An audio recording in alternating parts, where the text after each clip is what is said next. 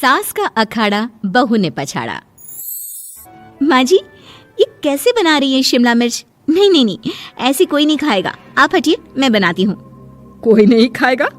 अरे तेरे मायके वालों के लिए नहीं बना रही हूँ, अपने पति, बेटे और बेटी के लिए बना रही हूँ। और वो लोग शिमला मिर्ची ऐसी ही पिछले कई सालों से खाते आ रहे हैं। बहू हो ना, थोड़ा सोच समझ कर जबान खोला करो, समझी? माँ जी, फिर तो मैं यही कहूंगी कि आपको खाना बनाना आता ही नहीं। बहू शिमला मिर्च बना लेती है, लेकिन अपने अंदाज में। फिर खाने के टेबल पर, ये सब्जी क्या बहू ने बनाई है? आज बहुत अलग लग रही है। भाभी, रंग तो बड़ा अच्छा दिख रहा है सब्जी का।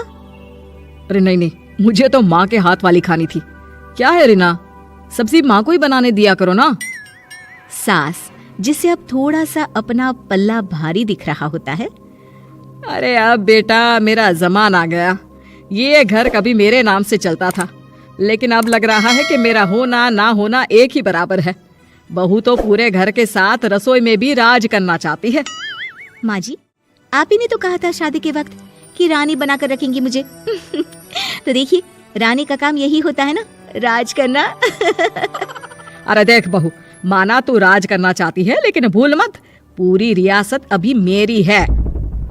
अरे कैसी बात कर रही हो तुम दोनों? और ये क्या तरीका होता है बहू से बात करने का? बेचारी अभी तो आई है, उसको आजादी भी नहीं दोगी क्या? तो वो इस घर को अपना घर कैसे समझेगी? देखिए पापा, माँ सही कह रही है, घर को अपना घर समझी, इसमें कोई बड़ी बात नहीं है। लेकिन सिर्फ अपना और हमें पराया करने की कोशिश करे ना जी ना, ये सोच तो बिल्कुल अच्छी नहीं है। देख, तू छोटी है ना, छोटी की तरह रहा कर, हर बात पर बीच में ना बोला कर। क्यों? वो मेरी बेटी है तो मेरे तरफ से ही बोलेगी ना। माँ जी, ये तरफ क्या होता है? हाँ, वो मेरी बहन नहीं है क्या? मैं मानती हूँ कि आज मैंने सब्जी बना दी, लेकिन थोड़ा खाने में बदलाव करना हम स्त्रियां भी तो जानती हैं और चाहती भी हैं। तो इसका मतलब ये तो नहीं कि घर के खाने की कोई वैल्यू ही नहीं है। देख, मैं कोई बहस नहीं करना चाहती, जाओ खाना खा लो। सभी खाना खाने बैठ जाते हैं। अगले रोज, माँ जी प्लीज, ये आस पड़ोस वालों को बोलिए ना, मुंह उठाकर घर में मत आ जाया करे।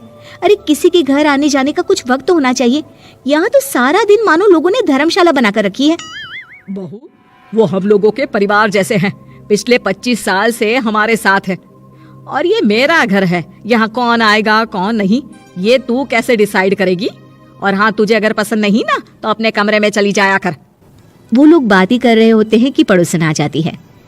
अरे बहन, हम लोगों ने जागरण रखा है माता का आज रात, सुबह का भंडारा भी, तो बहू रानी को लेकर आना। आना हाँ बिटिया? अच्छा चलती हूँ, और घरों में भी निमंत्रण देना है। अरे हाँ हाँ, हम जरूर आ जाएंगे। वैसे किस किस को बुला रही हूँ? वो तुम्हारी ननद और भाभी भी आ रहे हैं क्या? माँ, क्या आप इनके पूरे खानदान को जानती हैं? अरे भाभी ने ही तो मेरी ननद की शादी की पूरी तैयारियां कराई थी, और मेरे मायके में भी पापा की मौत के बाद वहाँ रहकर इन्होंने ही मुझे संभाला था। इतना तो कोई किसी के लिए नहीं करता। अच्छा, मैं ना फल दे जाऊंगी, काट देना भाभी, मैं दूसरे काम पूरे कर लूंगी। मेरी तो तबीयत खराब है माँ जी, आप ही काट देना सारे फल। मैं रात का खाना भिजवा दूंगी, परेशान ना होना। हाँ? अरे नहीं नहीं, हम लोग बना लेंगे, 4 लोगों का खाना तो बनाना है।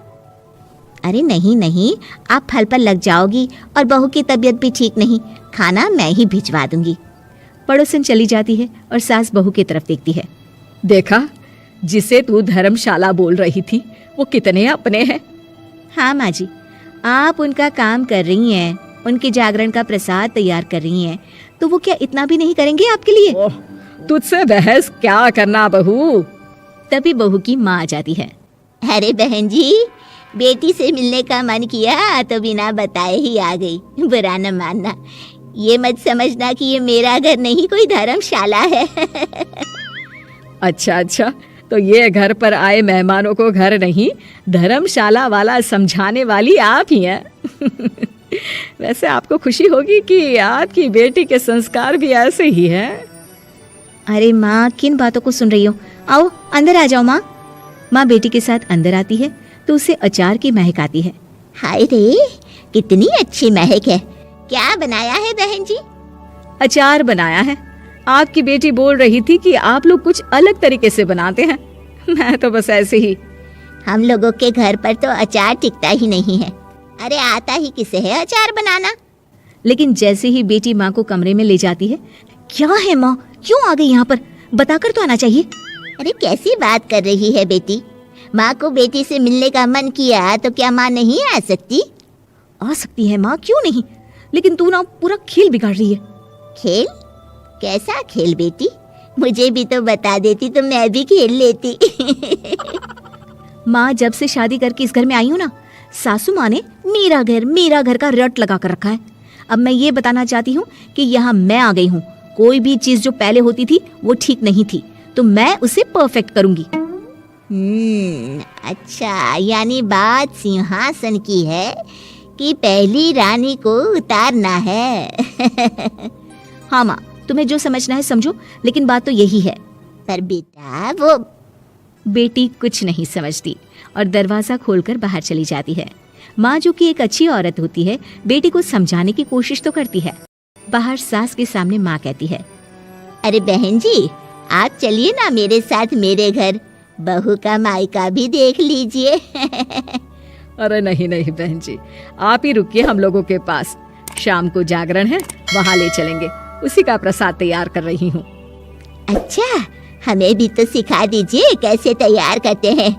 अरे कैसी बात कर रही हो माँ, कितने जागरण करवा चुकी हो तुम।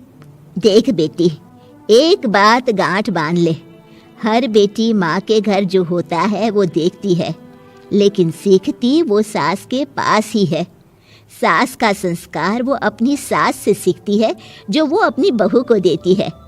तो बेटी, यहाँ के रीति रिवाज, रहन सहन, बोली भाषा अपनी है, जिसे तुझे ना सिर्फ फॉलो करना है बल्कि सीखना भी है। और जहाँ तक सवाल है पूरे घर की रानी बनने का, तो जब तक तेरी सास महारानी है, तू रानी ही तो रहेगी, क्यों बेटा? बहू माँ की बात समझ जाती है और सास भी बहू की माँ का मन ही मन शुक्रिया अदा करती है।